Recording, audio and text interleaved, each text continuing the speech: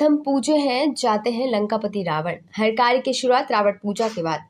मंदिर में लेटी मुद्रा में है रावण की विशाल काय प्रतिमा। दशहरे को उत्सव के रूप में मनाते हैं रावण के ग्रामीण। गांव के युवक अपने हाथों आदि पर गुदवाते हैं जय लंकेश। रावण गांव में वर्षों से चली आ रही रावण पूजा की प्रथा।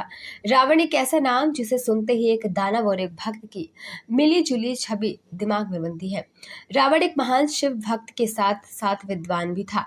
आइए आपको एक ऐसे गांव ले चलते हैं जहां रावण प्रथम पूज्य है। ये गांव है रावण विदिशा जिले के नटेरन क्षेत्र में। रावण इस गांव के आराध्य है रावण बाबा। गांव में किसी के घर शादी हो या किसी नए काम की शुरुआत, यहाँ सबसे पहले रावण बाबा की पूजा करने की प्रथा सालों पुरानी है। कभी अपने बुराई के प्रतीक माने जाने वाले रावण को शुभ काम में पूजते नहीं देखा होगा, लेकिन यहाँ ऐसा हजारों सालों से चला आ रहा है। पूरा देश विजयदशमी में रावण दहन के साथ ही बुराई पर अच्छाई की विजय का जश्न मनाता है, लेकिन विदिशा के रावण गांव में लोग रोजाना ही रावण बाबा को पूजते और शुभ काम की शुरुआत रावण के नाम से ही करते हैं। कुछ ऐसी ही भारत की विविधताओं से भरी संस्कृति, और शायद इसलिए ही कहा जाता है कि इंसान के भीतर राम भी है और रावण भी। लंकेश इसलिए लिखा जाता है सर, वो इनके ही नाम से वो जो आ गया साधन उनके ही नाम से चलना है। अगर कोई गृह स्थिति का भी अगर आदमी वाहन लेता है तो वो वाहन रावण से वापस नहीं जाएगा। वो बैंक वाले किसी भी प्रकार से मान जाए, किसी भी प्रकार से कर्ज मुक्त होगा, यहाँ का वाहन कभी खिंच के नहीं गया विदिशा वासोदा।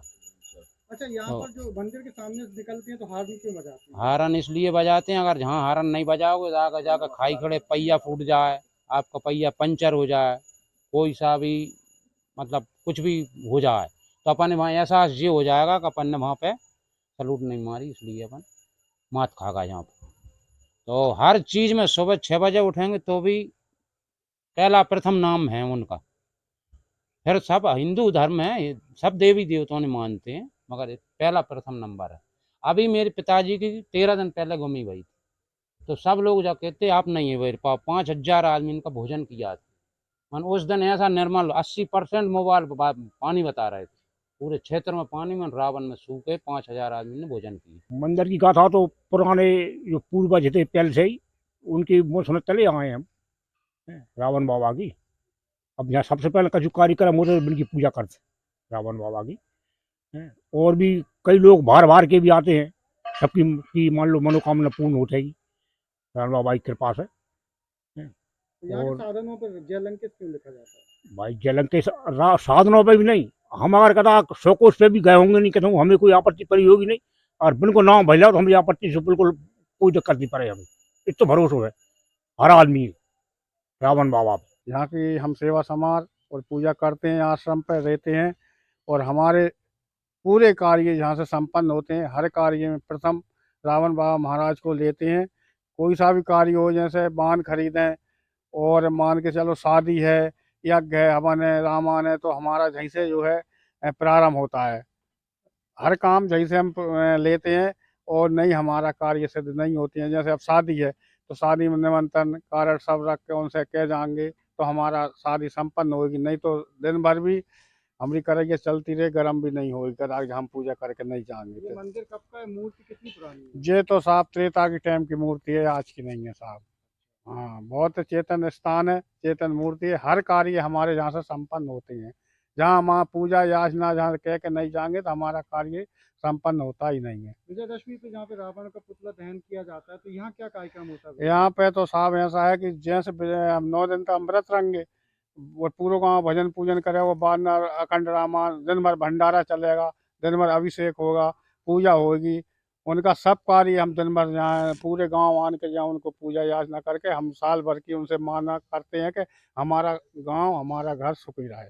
हमारी ऐसी मनोकामना यहाँ से पूर्ण होती है। रावण बाबा तो इस गांव के लिए कुल देवता है, प्रथम देवता है।